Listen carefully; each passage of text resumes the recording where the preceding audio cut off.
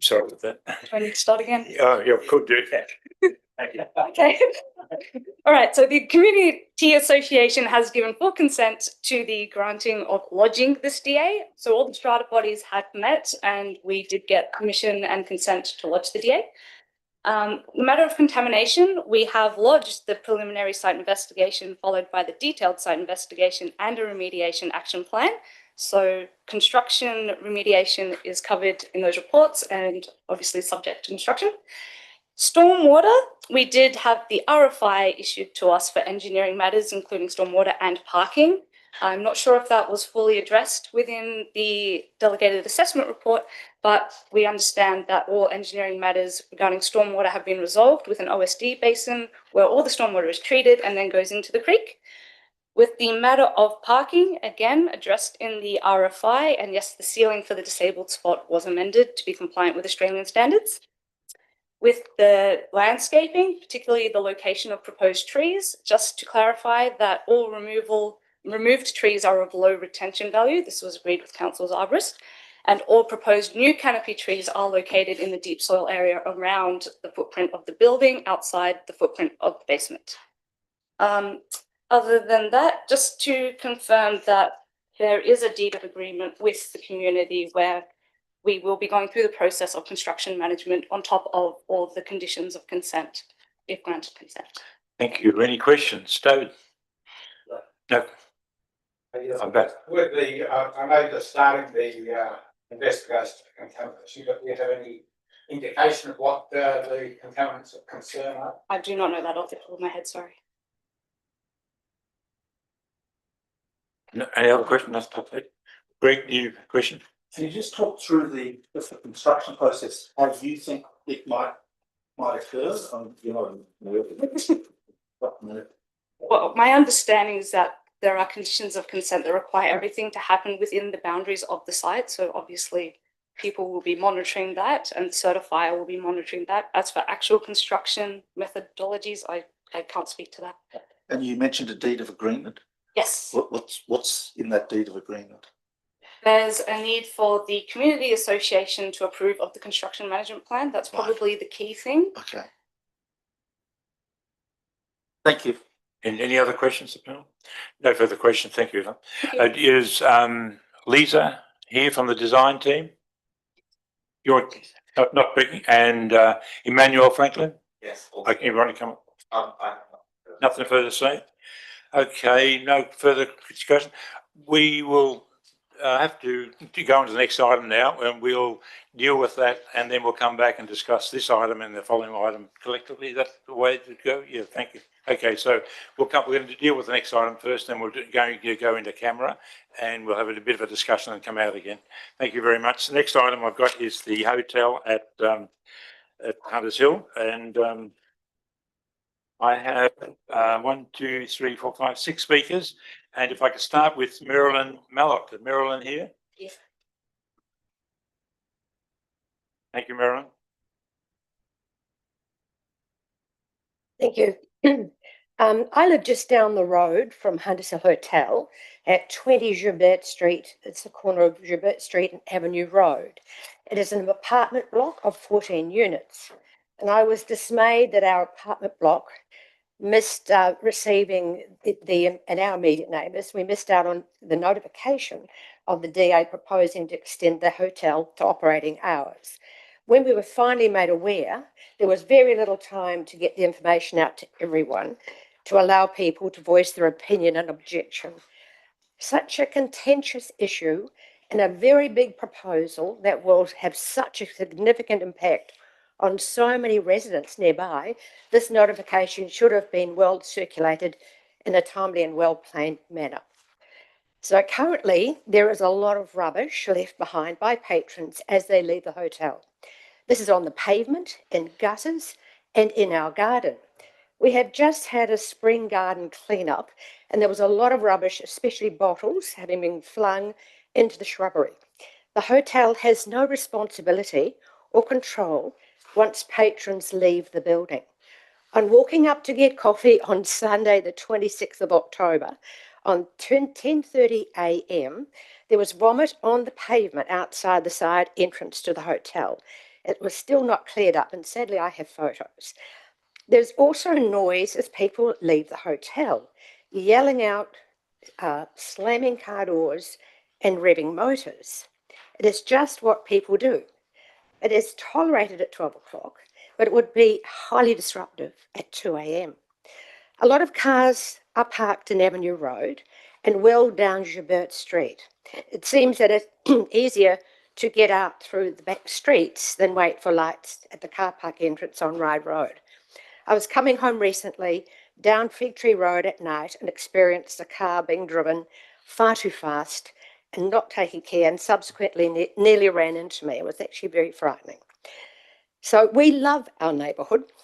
We have these problems, and as a community, we deal with them, cleaning up and putting up with the noise, but enough is enough. There has been no engagement with the local community by the hotel owners, even though the local community are the bread and butter patrons, having regular meals, drinks, activities at the hotel. Now, it seems that to achieve their business model of more revenue, they need to attract a whole new extra crowd. One councillor said to me recently, "This will be good for Hunters Hill." No, it will not. It will only benefit the hotel owners. Thank you. I'd say, just let the objectors know, the council has received an amendment to the hours of operation and looking for a trial period. So you may want to address that. The panel's confused about the hours being asked for at the moment, but we'll have to wait till the applicants speak about that and explain how it's going to operate. But I thought I should warn you, all the objectors, that there is a request to have a trial period for different hours. Okay. Any questions from the panel at this stage? Yes, you say you missed out on notification. Was that just for what reason? I don't know. But a lot of people did around my area, and as we're so close, it took us. We had very little time to then look at it, get together, and discuss it. I'm just bringing it up so that it doesn't happen again. I just wonder how many neighbours were notified, or how many people were notified in this. One. Very few. Very few. One was notified, we put it out, and then we put it out to everybody else. Mr. Chair, can I clarify? Charles? Can I clarify? Yeah. We follow our DCP notification process. We go to the immediate adjoining. In this particular point, we went further beyond that. And we did put the notification in the paper. There's also notification on the council's website.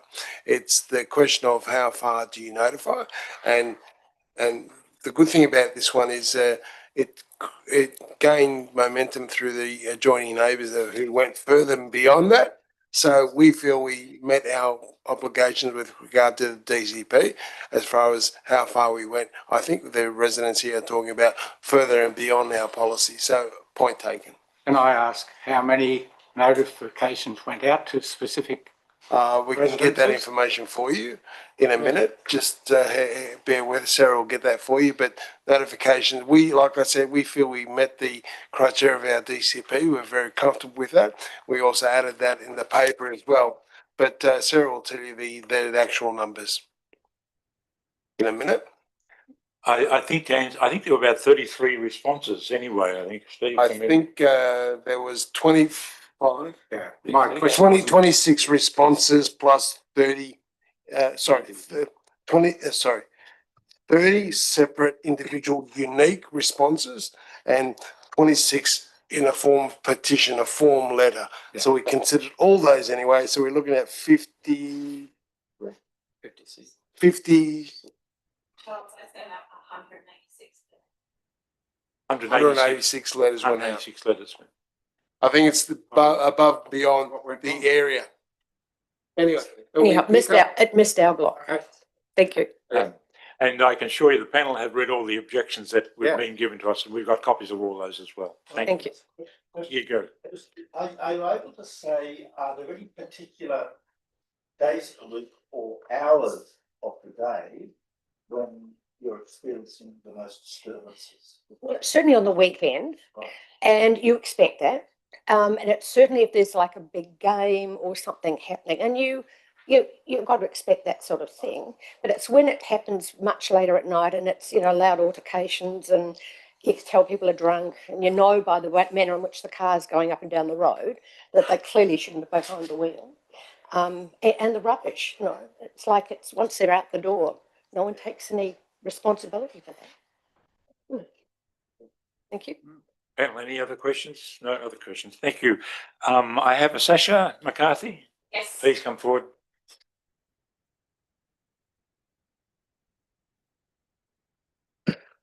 Good morning, everyone. Thank you for the opportunity to address the panel today and share our perspectives on this DA.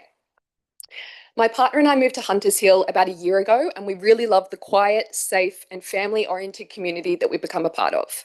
Unfortunately, we feel that this development application put forward by the Hunters Hill Hotel is in stark contrast to the community values that Hunters Hill is known for.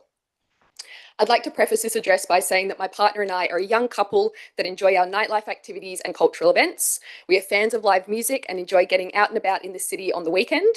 But in all honesty, since moving to Hunters Hill, there is one part of our evening that we look forward to most: coming home. Like so many families in this area, we work really hard to afford to live here, and so it means everything to be able to come back to a safe, respectable, and quiet street and home. At its core, this DA threatens to take away the reason we moved to Hunters Hill.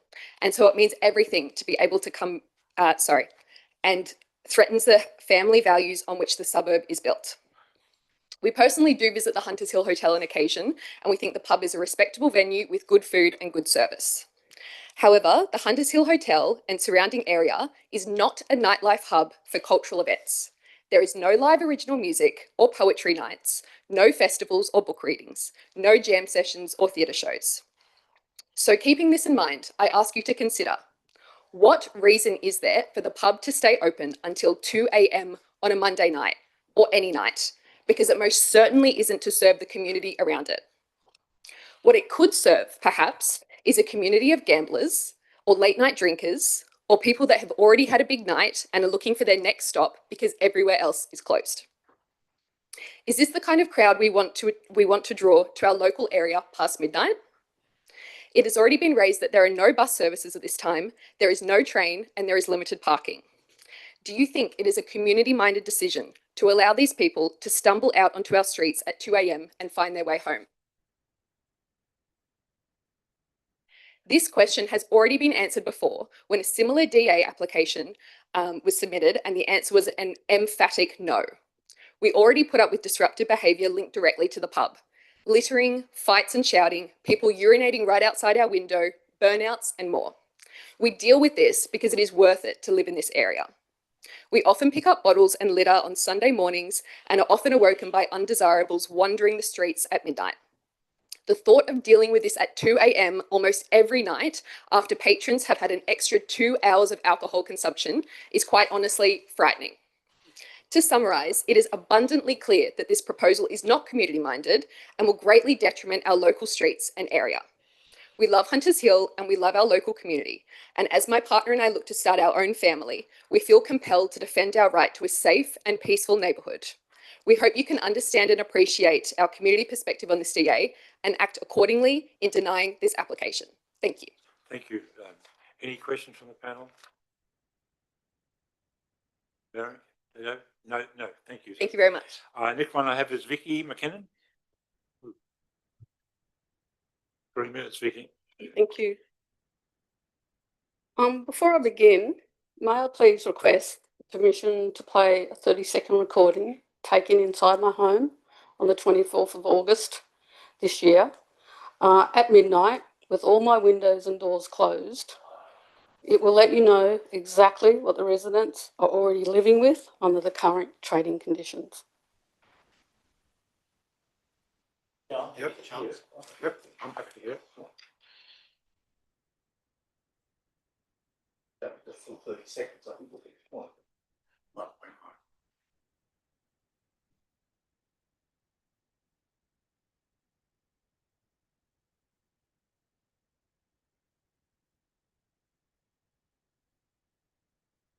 That's inside my home. What time was it? midnight, actually 2 minutes past midnight. I can hear every word that the DJ is saying with my windows and doors shut, everything locked down.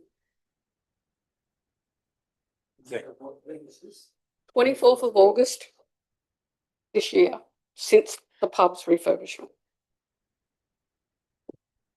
Thank you. Saturday night into Sunday morning. It had been going like that all night. I live on Avenue Road, approximately 100 metres from the Hunters Hill Hotel. And I'm speaking today to support the council's recommendation to refuse the application to extend hours of trade to 2 a.m. Monday to Saturday and midnight on Sundays. This proposal seriously harms the residential amenity and increase the potential of alcohol-related violence. Even with the current midnight closing time, we already endure loud music well beyond approved levels, shouting, car burnouts, motorbike racing up and down our streets. There are nights when there are arguments, fights, bottles smashed on our driveways and footpaths. These disturbances occur outside the hotel's control and cannot be fixed by any plan of management.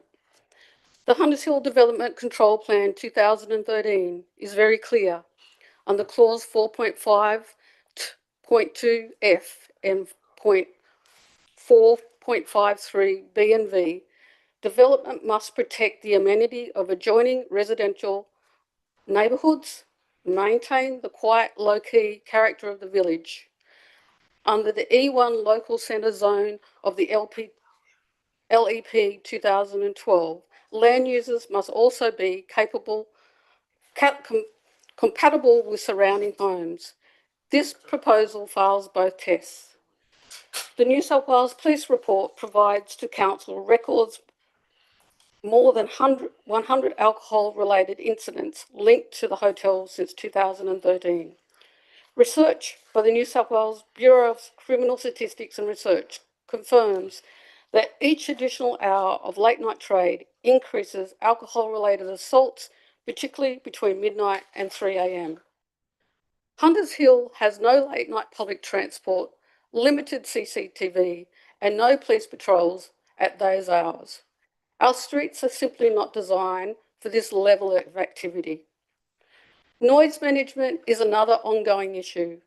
The hotel's Liquor Management Plan 2024 and its acoustic report both state that all external doors and windows and louvered roof must be closed from 10 p.m. to reduce noise.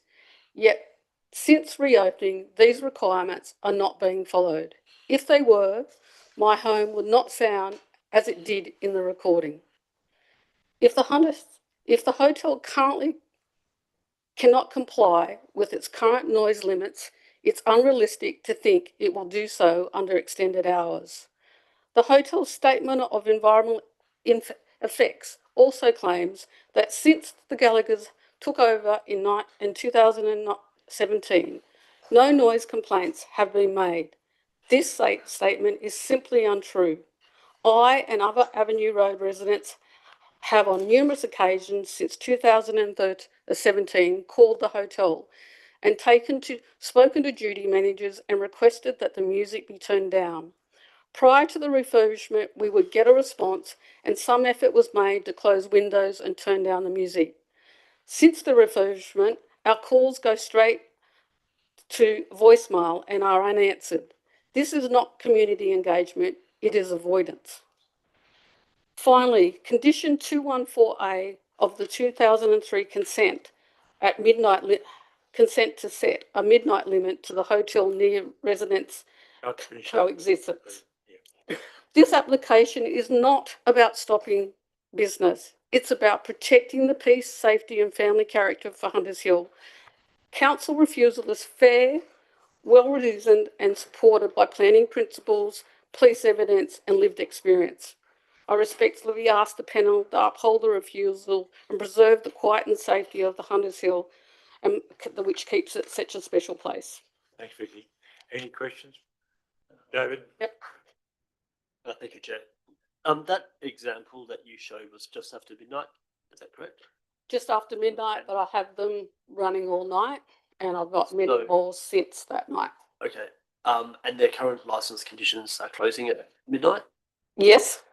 I'm just, that's, that I started So that. my question, are they, in your view, are they regularly exceeding their license conditions? Yes, they have.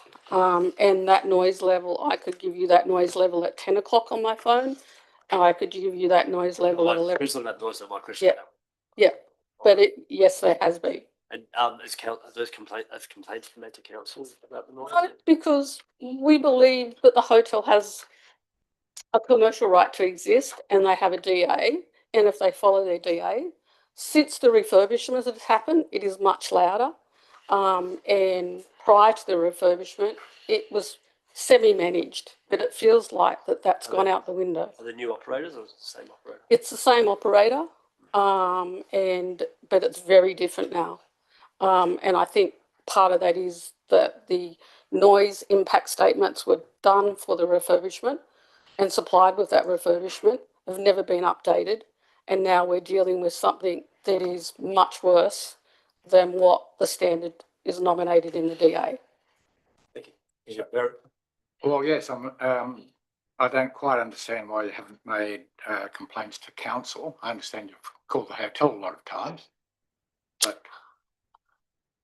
Honest truth is that we feel that council doesn't listen. That's the honest truth. When we've tried to speak to council, other DA issues next to our properties, particularly in the last couple of years, we've basically we feel that we get turned away and get told to just deal with the private certifiers. We feel very little support from that point of view. And when it was obvious that multiple people within, when I say 100 metres from the hotel, that's if we're walking in a straight line. I'm less than 60 metres from the hotel.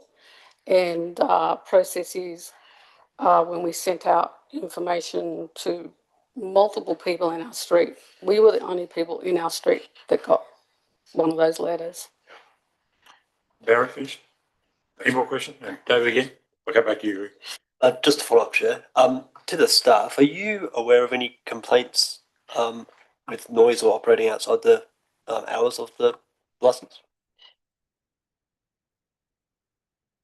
They would have come to our compliance team, but I mean, in terms of, no, there's nothing on file in terms of, yeah. I noticed in the report, David, that the noise complaints have declined over time, but there are other issues, of course, but yeah. Any other questions? Yes, sorry. Sorry. To the staff, does the hotel conditions of consent or the plan of management require them to record complaints and have a complaints register? I think they do, and that's how in the statement they've stated that there's no complaints, so they must have a. But we're hearing that the people are complaining. Yeah, that's right. Like a sheet of paper, that's right. makes sense. Yeah. Right. Okay. Yeah, that's right. Right. Any further questions, Greg? No. No further questions. Thank you. Thank you. You say there is a venue for residents to put a complaint to council on these things? No. Is there a venue for residents? No, no further questions. Barbara. just with council complaint. Barbara, please. Yeah, but what will that go? Thanks, Barbara. 3 minutes. Good morning. My name is Dr. Barbara Hungerford and I live on Avenue Road, about 60 metres from Hunters Hill Hotel. I'm here to object to this proposal to extend the hotel's trading hours to 2 a.m. Monday to Saturday and Barbara, midnight can you on speak into Sundays. the mic a bit? So we'll raise it to you so we can hear you a bit. Thank you. Is that better? That's better. Thank you. Perfect. I wish to also confirm my support for Council's consideration to refuse this application. Both New South Wales Police submission and Council's report provide clear, evidence-based reasons for refusal.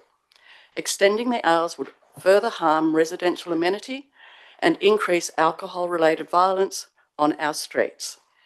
Hunters Hill Village is not a late-night entertainment precinct. Hunters Hill DCP 2013, clauses 4.52 and 4.53, requires that all development protect the amenity of adjoining residential neighbourhoods. The police report identifies more than 100 incidents linked to the hotel since 2017 when the Gallaghers took over, many involving alcohol. That number shows the current operation already impacts the residents. Even with midnight closures, my neighbours and I are often kept awake by amplified music, raised voices, patrons leaving, car doors slamming, horns being blasted as they depart from Schubert and Avenue roads. Then there are the arguments and fights on our streets. If the pub traded until 2 a.m, that disruption would simply run later, destroying sleep for local families and harming our health and well-being. As a doctor, I know that sleep deprivation contributes to obesity, heart disease, mental health decline, and reduced concentration. I sometimes start my medical practice shift after nights of disturbed sleep due to pub noise, and that affects both me and the patients I care for. The hotel's own Liquor Management Plan 2024 requires all external windows, doors, and the louvered roof to be closed from 10 p.m. to limit noise, and their own acoustic report, which should be submitted with this DA, repeats the same conditions. Yet since reopening in August this year, management has not complied. Music and bass vibrations are still clearly heard inside my home after 10 p.m. and until midnight. If they can't meet current limits, why would extended trading hours of any form improve compliance? Why give them a trial when they're not doing it now? We are simply asking to sleep in peace. No resident should have to sacrifice their health or safety for a single venue's commercial gain. I urge the panel to uphold Council's consideration for refusal and preserve the quiet, safe, and family-oriented character that makes Hunters Hill so special. Thanks for listening. Thank you. Stay there, Barbara. Any questions from the panel? David? Barry? Thank you very much, Barbara. The last speaker I have is Andy Castanes, if that's correct. Thanks, Andy. Yeah, thank you. Thank you for the opportunity to address the panel on this very critical matter. I've been a resident of Hunters Hill and in the area for many years, and I've seen changes to the Hunters Hill village as a result of the development and its impact to the local community and the residents. We are here today, once again, to address yet another issue that will further impact the area.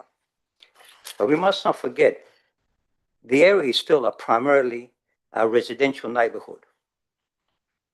The impact of this DA to the surrounding streets and residents has been addressed, both past speakers, by Baysville Police, and it's on public record on the minutes to this meeting. However, to re-emphasise why this DA must be rejected, our concerns include the attraction of out-of-area patronage with a high probability that they will be coming already drunk or have been drinking elsewhere. Uncontrolled vehicle and pedestrian traffic, noting that the entry, the parking, and the exiting would be via surrounding residential streets. And I don't know if you people know this, but on Avenue Road has an inclination from Gilbert Street and also a significant bend. On that inclination, people tend to over-accelerate, and on that bend, often you see people driving on the wrong side of the road, and it's only a matter of time where a major accident will occur, especially with the amount of parking that's now happening. Further concerns include the noise disturbance, the alcohol-related incidents, the antisocial behaviour, air pollution, increase in the discarded rubbish on the streets and the surrounding properties, and many other issues.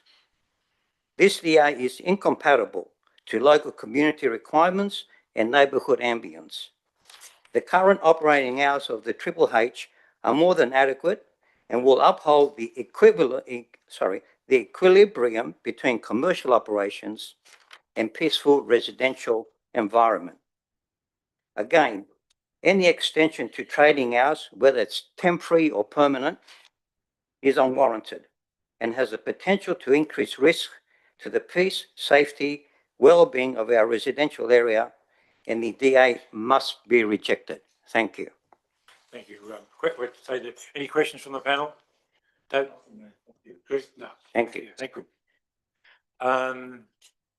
Okay, Joe Vesico, are you there? Thanks, Joe, for coming forward. Joe is the town planning representing the applicant. Joe, the number of issues been raised. I assume you'll address those. And if you could start explaining to the panel and the audience the proposed tile that you suggest. We're all a bit confused about that, but if you could start with that, would be appreciated. Okay, thank you.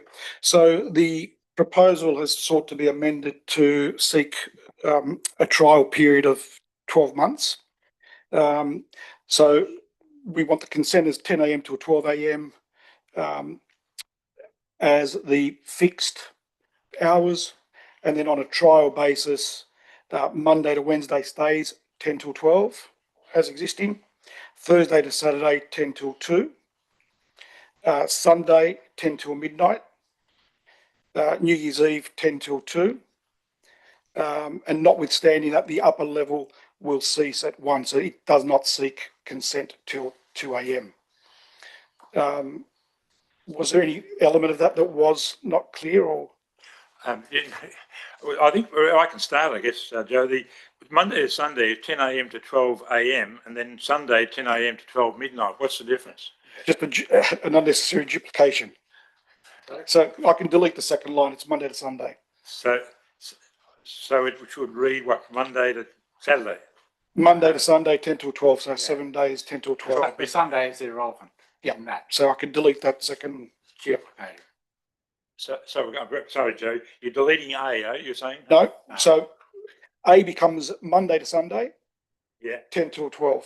10 to 12 midnight. Delete the second line. Yep. It would 12 a.m. or 12 midnight's the same. Exactly. Same. Okay, rightio. And then the just for the audience's sake, Monday to Wednesday proposing 10 to 10. No, Monday to Wednesday stays as is. 10 to Thursday, Saturday 10 till 2. Yep. Increase of 2 hours there. Yes. And Sunday 10 till 12 midnight. I think that's right. That's right. And then New Year's Eve 10 till 2. Yes. And what about Christmas days and other public holidays? That just fits in with the rest of that. Yes. Yeah. Okay. Continue. Everyone happy? Understand all that? I understand. Okay. Thanks. Yep. Thank you. Thank you, panel. So in consultation with the council officers, it was obvious that the recommendation would be wholly and solely dependent on the recommendation of New South Wales Police. Having done a few licensing applications, both for applicants and councils, both in court and through various courts, I'm yet to see a New South Wales Police recommendation of approval of any application for extended trading hours. It's unfortunate that the licensing sergeant isn't here, because I think there is we're deprived the opportunity to rebut some of these statistics that are put in the table or in the report. None of these can be analysed or scrutinised without the proper information of these incidents. There's nothing here that says that they are related to alcohol. Person searches, traffic incidences, mental health issues. I mean, someone may have come to the hotel for a coffee at 10 o'clock in the morning, and it is therefore registered as related to the Hunters Hill Hotel. That's how it works. So, unfortunately, it would have been good if we'd been given that that report earlier and had the opportunity to scrutinise it properly, and then made a fair assessment of those statistics upon which council is relying.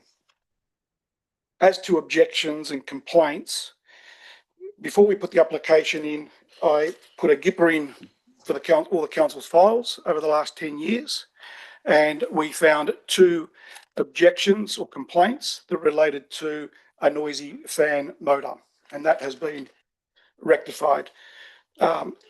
We obviously understand that there's issues. It's a sensitive area. Wherever you've got a hotel next to residential areas, there are always going to be sensitive issues and concerns. Unfortunately, we've not been given that opportunity to remedy those concerns or to address them. However, it should be made clear that prior to this application, major alterations have taken place to the hotel, including over $300,000 in acoustic attenuation works. That preceded this application. The works are only just finished, and the acoustic report that's been submitted has been based upon the updated attenuation works. With regard to the report itself, obviously the narrative was refusal because of the grounds put forward by the New South Wales Police.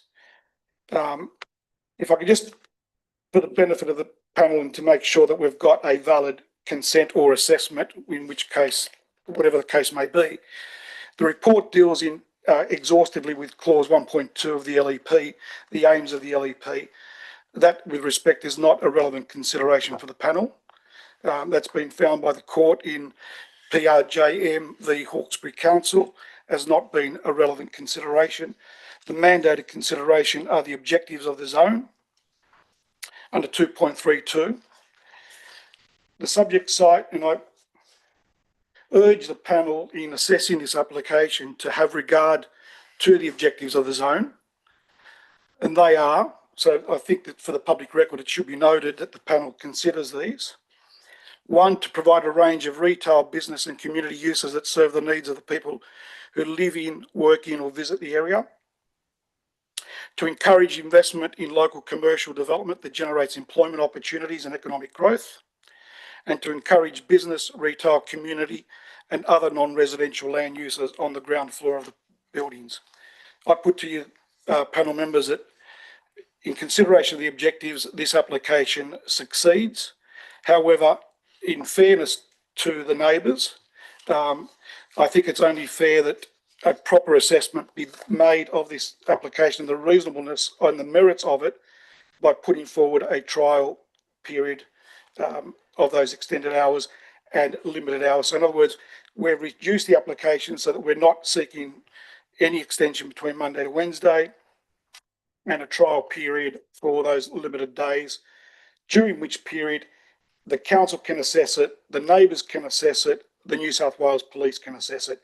If it's found not to be performing satisfactorily and acting as a good neighbour, then it simply reverts back to 10 o'clock. And now that could be, as a normal process, it could be a rolling consent, which is what a lot of hotels get, is that it's on a constant trial. So until there's permanent evidence of positive performance. There will be 2 to 3 security guards at night, particularly in the closing hours, to monitor the patrons. No patrons are allowed to leave the premises with any alcohol or bottles or the like, and that there will be a regime put in place at the end of the night to ensure that the local area is cleaned in terms of footpaths, in terms of any refuse that's deposited there. According to the owners who are here, when they do the cleanups, they find that a lot of the actual packaged refuse is actually products that are not even sold at the premises. So it's probably young people that buy the stuff and then just drink it on the streets or whatever. So panel, that's all I've really got to say. I just implore the panel to give us the opportunity for a period of 12 months, and then we come back again, and hopefully you've got the evidence before you to help you make a proper decision on it. Thank you. Thanks, Joe. Questions? Yeah. Harry? Thanks, Al. I mean, obviously you've done a significant business case and analysis of the demand for this. What are the demographics of the clientele that you're going to attract to those hours? The primary focus, sorry, I haven't done it myself. I'm just a planning consultant. It's predominantly to... Yes, sorry, no, thank you. One speaker. It's predominantly to cater for functions. So, you know, there's 21st, there's graduation parties, there's birthday parties, there's engagement parties, weddings. The 12 o'clock shutdown basically deprives the operators of those functions where they will just simply go elsewhere. So they're trying to accommodate that sort of arrangement. Yeah, I wouldn't have thought it'd be much of a Monday night, but anyhow, I know that's not what you're proposing in the trial. My other question related to the complaints that you've received, and do you have a log of complaints that you receive about noise? No, as far as I understand, there is actually no register required on the premises.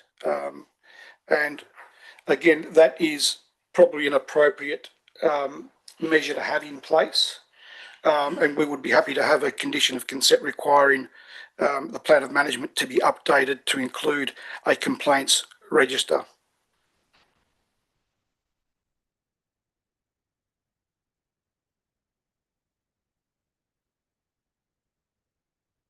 Any more further question, Barry? Any further? No. David? No question? Great. Just want to follow up on that point.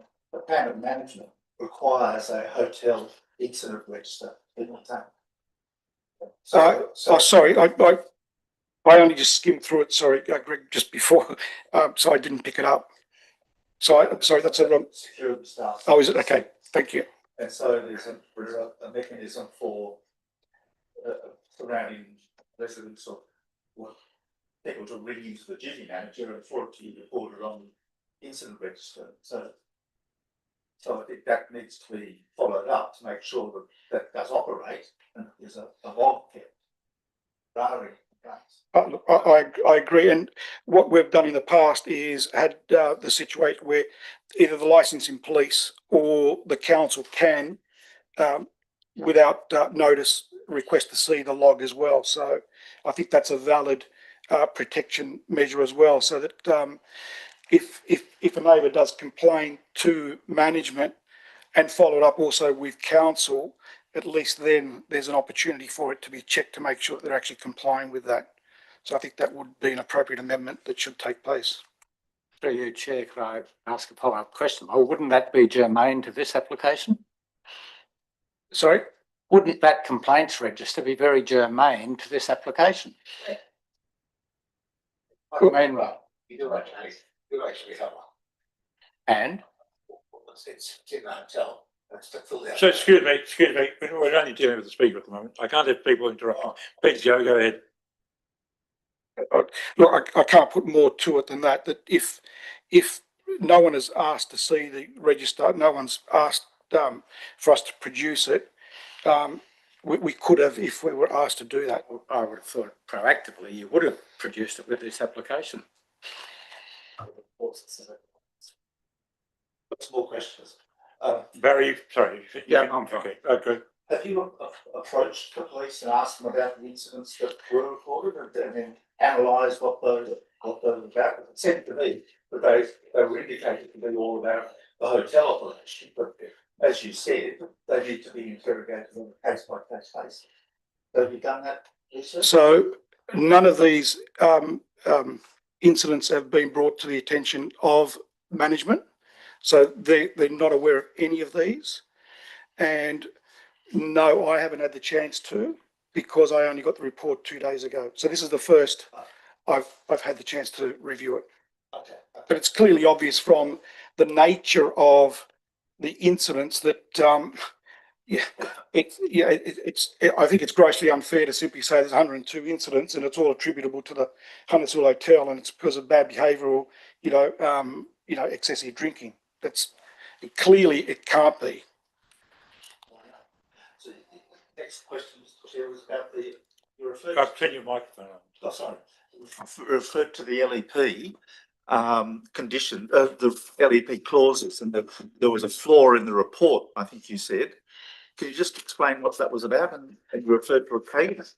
So a lot of the narrative of this report deals with the unacceptability of the proposal having regard to the aims of the plan.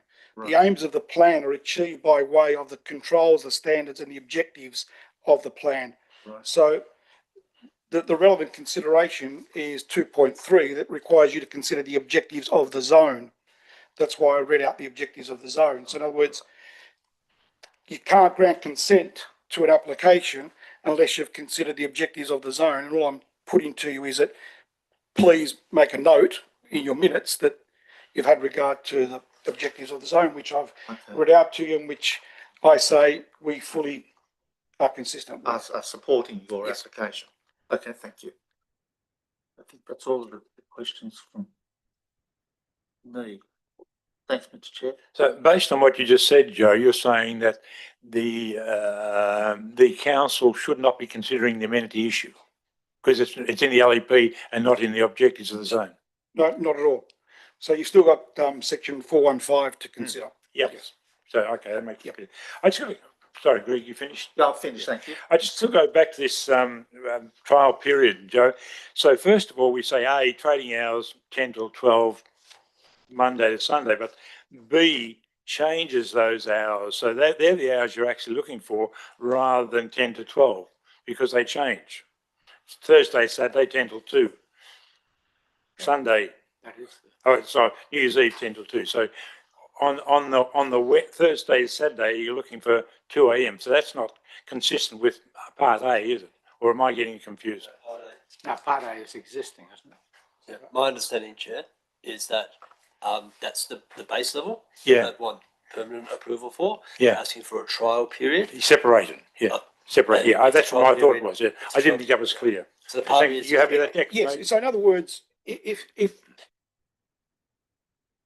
10 till 12 is what we're seeking consent for, okay, we're also then seeking a trial Based on those hours. to prove to the neighbourhood and to the council that you can extended hours can work reasonably. Yeah. But we only want to do that on a trial basis. Yeah. If that lapses, the hours are Monday to Sunday, 10 till 12. Go back to that. Okay, yeah, that was my understanding. Just I thought for the community they need to know. Yep. The second part is the paragraph that follows that, or the upper level. I understand that, but then you're saying, could you explain the mechanism you're looking at? Saying that after any time within that 12 months, you might come back with a 4 point for the community's sake, come back for a 4.5 modification. That is, they can seek modification of the application to get the hours that you want. That's what you're trying to say. So it gives us the opportunity either to ask for a further 12-month trial or for permanent approval of those extended hours. Yeah. Okay. And then if that's refused, the baseline continues to apply. If we don't apply for an modification or new hours, the baseline continues to apply. Okay. And then the last paragraph of your submission, you're saying what the council should take into consideration. So are you trying to restrict because that's what you're saying there is what they would normally do anyway, but you're trying to lock that in. It's an emphasis. Yeah. Okay. It's more of an emphasis as to they're the criteria that you should really be giving heavy weight to. Yeah. Okay.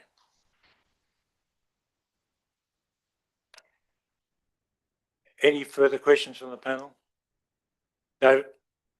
Just one quick question. We've heard a lot about why we shouldn't approve extended trading hours. What's the case for it? Well, I suppose it's the nature of this business has moved on. It's no longer your typical pub that you'd be scared to walk past. It's based on family. It's a family function setup. Okay, so it tries to attract a wider clientele, and it's trying to encourage the use of the premises for functions. They get a lot of applications for school functions from around the area, birthday parties that they can't simply accommodate because of the restrictive hours. So it's really just trying to give them more flexibility. It's trying to reinvigorate, the area and to try to make better viability of the pub. So, it's not really, with respect, a basis of the benefits to the applicant versus the negatives. That's the application that they've put forward. I can't really expand on any more. Unfortunately, I should have had the owners request to speak, it would have amplified on that, but the nature of the business has changed, and it's just obviously, at the end of the day, they also have units directly above and beside, so that are part of the strata scheme. So they've got elements of protection. There's all these different layers of protection that exist. So all we're saying is that with that 12-month trial, that's the only fair way to adjudicate on the reasonableness of what they're proposing. Is it, Barry, nothing more from you? One more. Just back, one more question. Can you explain, or you mightn't be able to explain it, but the noise monitoring, what procedures were had, or how they dealt with that? You talk about the noises monitoring. I think one of the reports, there was noise monitoring, and there's been questions as to its accuracy. Are you able to comment on that? No, there was 2 reports done. There was a pre-alterations report done, acoustic report, and then there was a post completion of the attenuation works acoustic report done, and it supported the application. So, like I said, there's been over $300,000 spent just on acoustics, even changes of furniture and textiles and materials to soften the noise emissions. It just seems odd, Mr. Chair, that we've heard that there was a complaint in August this year where it was clearly, you can hear it outside the premises. Absolutely. That was not after the completion of the works. The works have only just been completed, just before this was lodged. Right. In fact, they're only just wrapping up the alteration. So yeah, sorry. Yeah, that was pre any acoustic works that were done under the alterations approval. Right. Excuse me. Any other questions for the panel? Another question? We don't. We're going to adjourn the meeting now for some just discussion, and then we'll reopen. I'm not sure how long that'll take to then make a decision today. Okay.